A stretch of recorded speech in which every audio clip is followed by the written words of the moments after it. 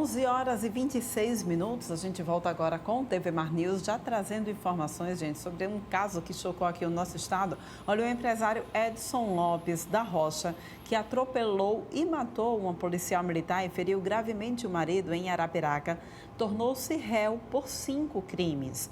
O empresário responderá pelos crimes de homicídio doloso, tentativa de homicídio, embriaguez ao volante, omissão de socorro e fuga do local do acidente.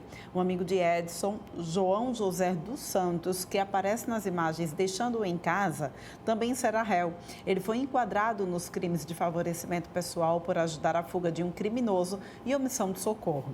A decisão foi tomada pela Justiça, que acatou a denúncia do Ministério Público de Alagoas. O empresário cumpre pena de prisão preventiva. Ele está internado desde o dia 29 de outubro no Hospital de Emergência do Agreste, após passar mal. E esse tema, inclusive, é tema do nosso quadro Penal News, que a gente já vai começar agora.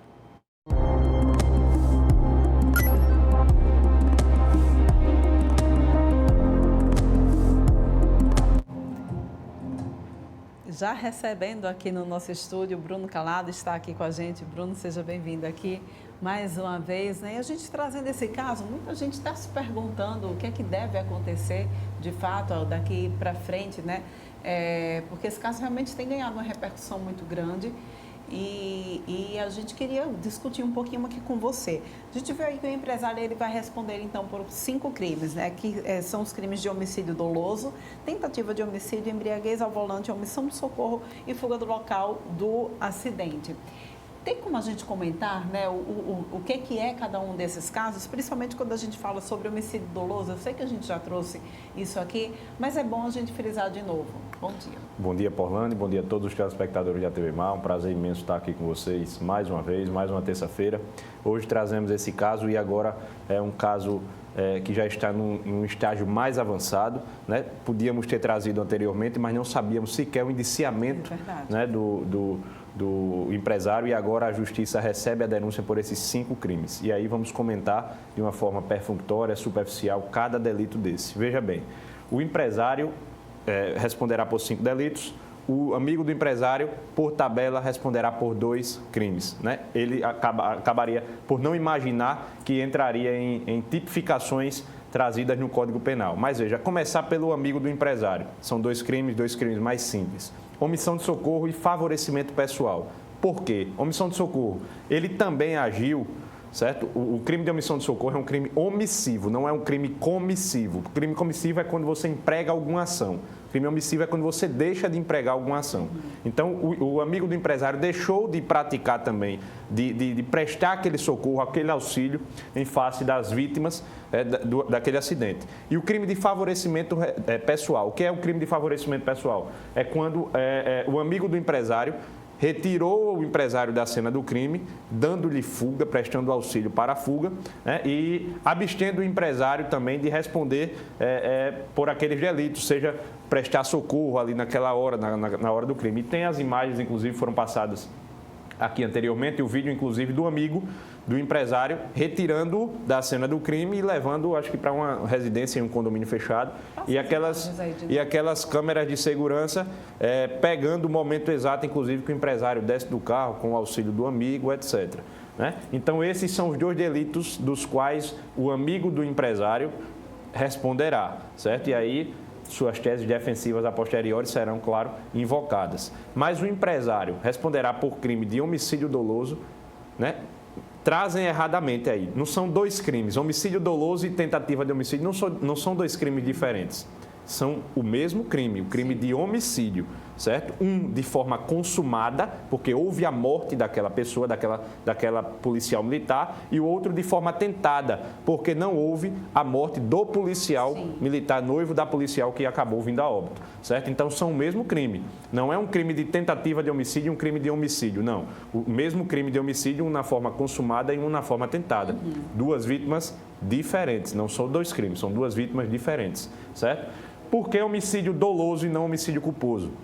Veja, muitos julgados, muitas jurisprudências, muitos entendimentos estão sendo pacificados no tocante que, quando há possível, provável embriaguez ao volante, afastar-se-á a culpa e trazer-se-á o dolo, certo? Não mais considerar-se-á o crime de homicídio culposo na direção de veículo automotor, e sim o crime doloso na direção na condução de veículo automotor face à embriaguez ao volante. Sim, porque ele assume a responsabilidade. Ele assume a responsabilidade, nos dois ele assume a responsabilidade, tanto no doloso quanto no culposo. E aí a gente traz o dolo eventual e a culpa consciente. São dois institutos muito parecidos, Paulane. Veja, no dolo eventual e na culpa consciente ele assume o risco, certo? Ele provoca aquela situação. O que difere é a aceitação do resultado.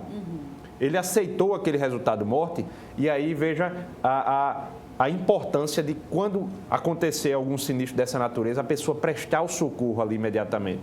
Talvez o fato dele ter saído da cena do crime, ter se omitido no socorro, né, ter se ausentado do sinistro ali, tenha provocado nos olhos do judiciário uma aceitação daquele resultado.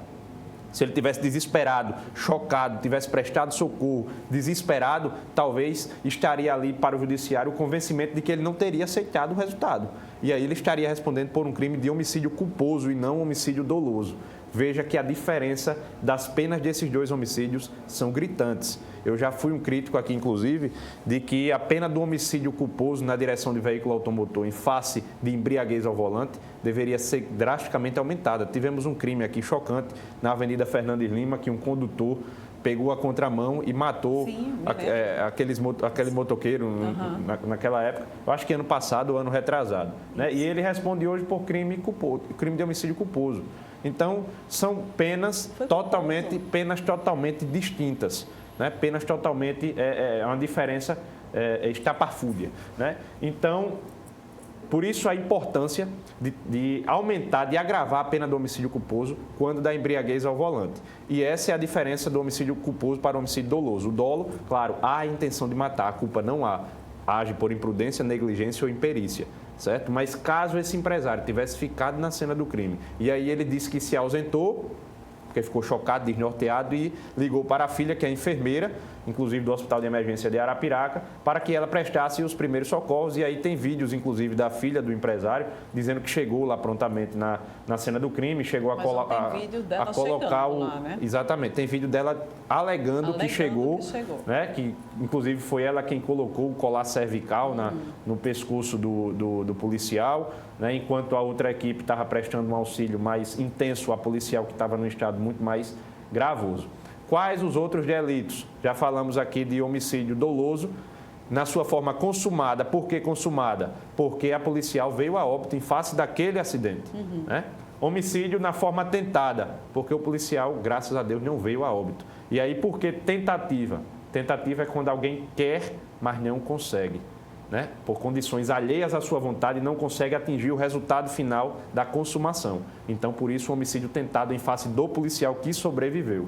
Certo? Homicídio tentado em face do policial, homicídio doloso consumado em face da policial que morreu, omissão de socorro para os dois que se ausentaram, para os dois do qual ele se ausentou da cena do crime e não prestou o devido socorro, embriaguez ao volante, porque disse que o empresário supostamente estaria embriagado ao provocar este acidente, certo?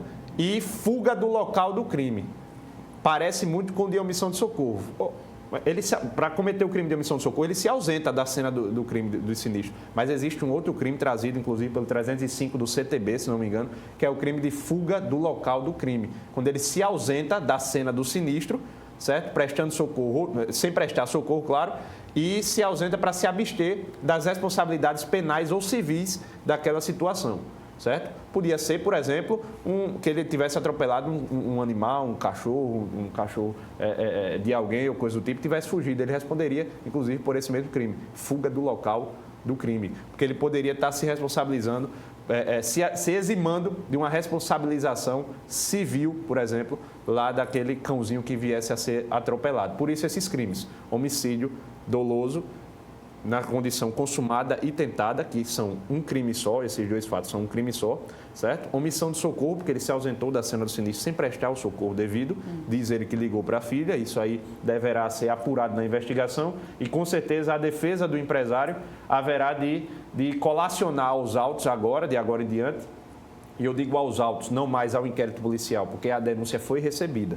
Então, a partir do momento que a denúncia é recebida, iniciar-se-á o processo penal. E ele responderá, se prosperar essa denúncia de homicídio doloso, responderá pelo rito do tribunal do júri. Se fosse por homicídio culposo, seria o juiz singular. Mas como é o juiz na vara comum, como é homicídio doloso, será submetido a posteriori, caso seja permanecido a imputação de homicídio doloso, será julgado pelo tribunal do júri, Porlândia, não pelo juiz singular.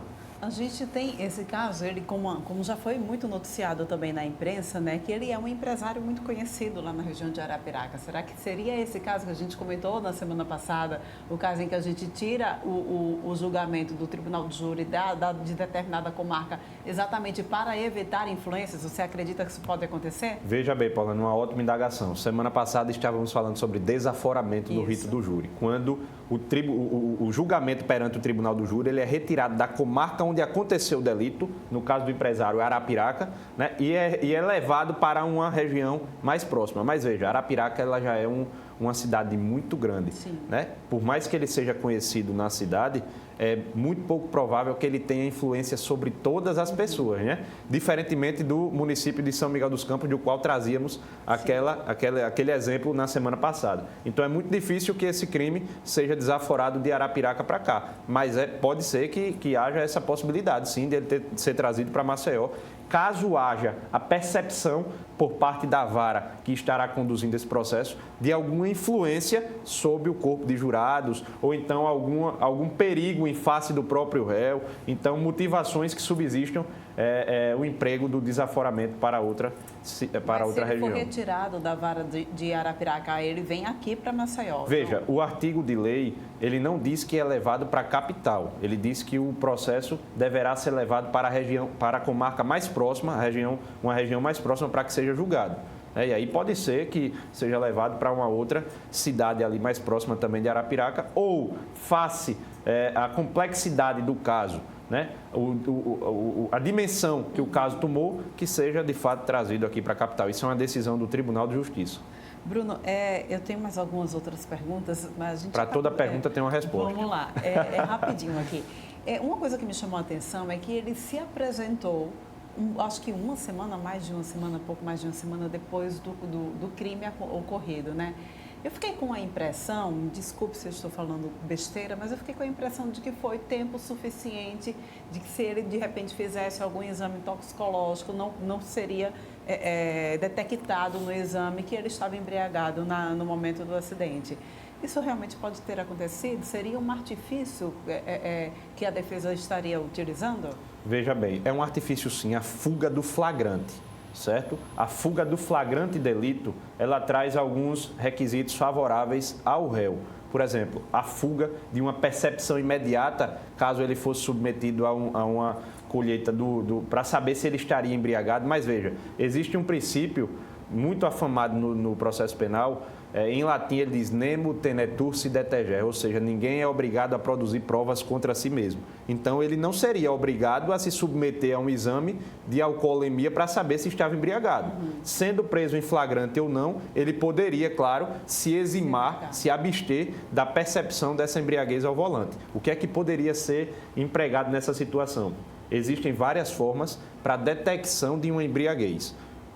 Aquela pessoa que se abstém de soprar o teste do etilômetro ou do bafômetro, ou de passar por um teste de exame sanguíneo para detecção de álcool no sangue, há uma outra modalidade de percepção pelos policiais, que isso é muito usado inclusive na lei seca, que é o teste visual, né? A percepção visual. Às vezes, não só visual, mas sim olfativa também, quando aquele indivíduo está exalando um forte cheiro de álcool, por exemplo. Então, como o policial ele tem uma fé pública, ele pode preencher um formulário alegando que o indivíduo estava com passos estranhos, sem o equilíbrio devido, com roupas desajeitadas, né, com forte cheiro de álcool, e isso acaba acarretando na confirmação, ratificação daquela embriaguez. Então, o fato desse empresário ter foragido lá, ele afastou essa possível percepção daquelas pessoas de que ele estaria embriagado na cena do crime. Só uma última pergunta.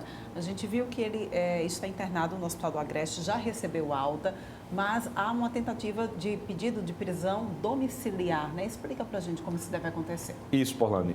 A prisão domiciliar ela é trazida no artigo 318, se não me engano. É tanto artigo, tanto número de lei que às vezes a gente acaba confundindo. Mas eu acho que é no artigo 318 do Código de Processo Penal. A prisão domiciliar, ela pode acontecer da seguinte maneira. A prisão preventiva foi decretada do empresário. Então, ela pode ser convertida em prisão domiciliar, caso atendidos alguns requisitos. Qual o primeiro requisito de uma conversão da prisão domiciliar? Caso o réu seja maior de 80 anos. Não é o caso dele. Sim. Certo? O segundo requisito pode ser que atenda à necessidade do réu, e aí será explorado, possivelmente, pela defesa desse empresário, que ele esteja debilitado por alguma doença grave. Certo? Geralmente o réu tem um câncer, né? Tem uma doença renal que precisa de um acompanhamento médico efetivo ali, precisa estar em soro, ou então precisa estar internado no hospital, está muito debilitado. Foi o caso, inclusive, do Roberto Jefferson, não sei se você se recorda, que ele saiu para ser internado, ficou aquela briga. Ele tem plano de saúde, vai para um hospital particular? Não, vai para o hospital público. É uma situação parecida. E aí o réu deverá comprovar que está sob esse efeito de uma doença grave, né, está passando por alguma doença grave, para fundamentar, consubstanciar um pedido de prisão domiciliar, certo? E aí cabe à defesa juntar essa documentação, laudos médicos, etc., e tentar o convencimento do magistrado. Muito bem, muito obrigada, Bruno, pela tua presença aqui, elucidando para a gente as perguntas a respeito desse crime que aconteceu aqui no nosso estado e que tem ganhado muita repercussão, tá bom? Eu que agradeço, Porlane, e conforme os próximos capítulos a gente vem trazendo as novidades aqui entre um programa e outro. Obrigada. Muito obrigado.